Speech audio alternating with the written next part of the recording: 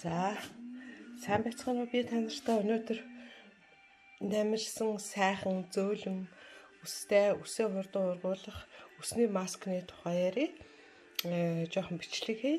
За энд би нэг шилэн аяга энэ кокос нөтийн тоос, энэ кастер ойл, энэ ердийн оливын ойл, энэ болохоор зэрэг мандал ойл. Энэ самрын тос мандал ойл. За эдрийг одоо хийсэн юм үсний маск та нарт яаж хийх үзүүлье. За энэ маскны ач холбогдол бол үсийг зөөлхөн гялалцсан гоё өнгөтэй болохоос гадна үсийг бол ургуулж өгдөг. За кастер ойл бол ихэнхдээ бол үс сормоос хөмсөг бол ургуулах үйлчилгээтэй. Тэгтээ кастер ойлын нэг муу тал нь болохоор жоохон шарлуулах, цайвар болгох гэдэг учраас өнгөнд за энд бол энэ кокос нут, за энэ самрын алмондын самрын тос, энэ хоёр бол одоо тэнцвэржүүлж өгдөг. За энэс гадна энэ оливын тос бол тэжээл өгөх талаараа бол бас сайн, ихэнх талдаа бол олив нь бол их витаминээр баялаг байдаг учраас бол энийг бол авч байгаа. За энэ тосон одоо маскыг би нэлээд олон жил тавьж байгаа. Ер нь бол үр дүн сайтай байдаг. Сүүлийн 3-4 жил бол ер нь 7 хоногтой нэг юм 14 хоногтой нэг удаа тавьдаг. Өөр одоо үсний ямар нэгэн маск тавьдаггүй. Үсний ургац бол маш сайн байдаг. Тэгээд зөөлөн хугаралт гэмтлээс бол сэргийлдэг.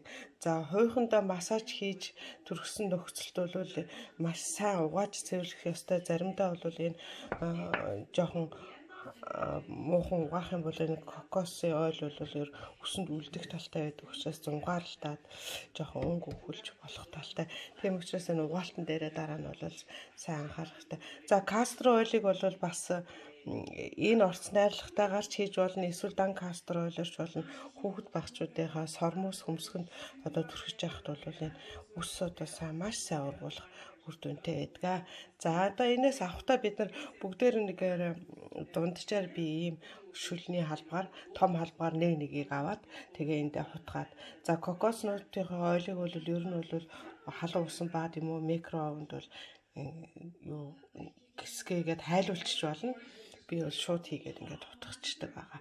За ингээд та нартай үзүүлье да. Энэ яаж хийх ярилцлагыг энэ хөл маань яагаад. За эхлээд бид нар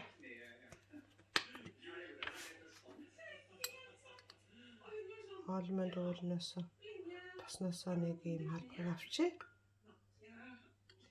Ийм халбар энийг ингээд ичлээ. За дараагаар нь энэ кокос нут ойлноос нэг халбарыг аваад хийчихье.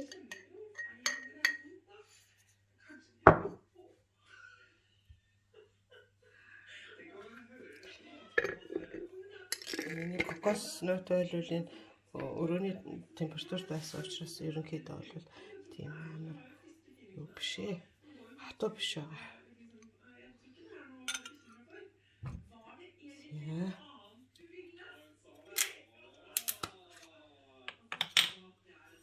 Оливын тосноос мөн адилхан.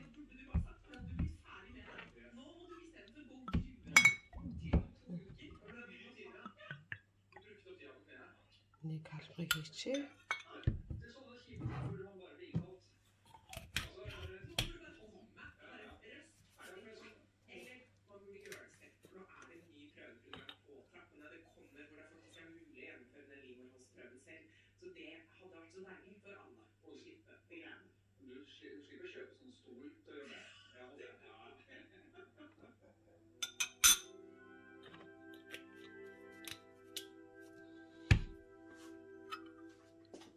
За энийг ингээд сайхан хутгаж нэвтрүүлээд ер нь бол оливын тусаа хайлуулчих юм бол ингээд нийтлэх юм бас амархан болдог. Хоолнд нь холж утахгүй бол амархан болно. За энэ алмонд ойлыг бол би ер нь өстой их хэрэгэлдэг дээ. Энийг бүгдэн биендээ массаж хийхдээ төрөхтэй бас ялангуяа энэ хөлнийхээ массажнд би айгүй хэрэгэлдэг. Хүний хөл шилбэг бол хөлний шилбэний булчинг бол хүний хоёр дахь зүрх гэж нэрлэдэг. Энийг бол маш сайн амрааж одоо массаж үргэлж хийж явах хэрэгтэй. Би ялангуяа удаан явсан, өдөржингөө явсан халаараа бол хөлөө сайхан усан баанд дүрж агаад дараагаар нь сайхан давстай баанд дүрж агаад ингээ массаж хийх тууштай байдаг. Яа кокос нөтэ ойл алмонд энэ самрын тос хоёрыг бол би ер нь ихэнхдээ биеийн тосны оронд бас бол хэрэгжилдэг. За үүнээс гадна одоо нөгөө чүмгний тос эдрийг бас хэрэглэн л дээ. Гэтэ би танарт дараа нь 5 сарын сүүлчээр энэ байгалийн гаралтай юм цэвэр тоснуудаар яаж одоо үнэртэй сайхан биеийн болон өсний тосыг хийх тухай бол нэг бичлэг 5 сарын сүүлээр 6 сарын ихээр оруулна гэж бодож байгаа.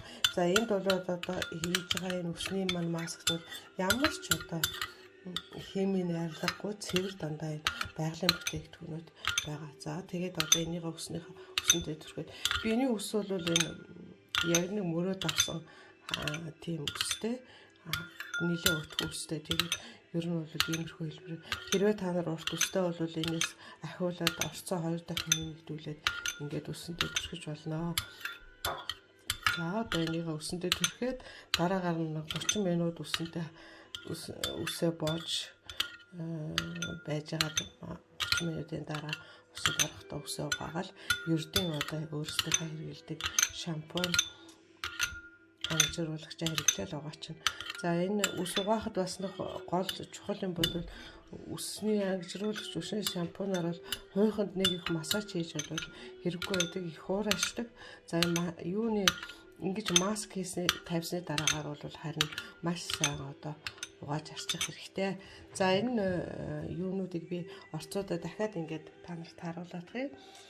За энэ кокос нутын тос, энэ кастрын тос, энэ самрын тос буюу алмонд тос, энэ оливын тос байгаа. За энэс энэ халбаараа нэг ийм шүлний халбаар нэг хийгээд тэгээ хутгаад ийм найрлагатай болгоод тэгээд үсэндээ төрөхөд 30 минут маск тавьсны дараагаар угаа цэвэрлэнэ. За ингээд та нартай амжилт хүсье.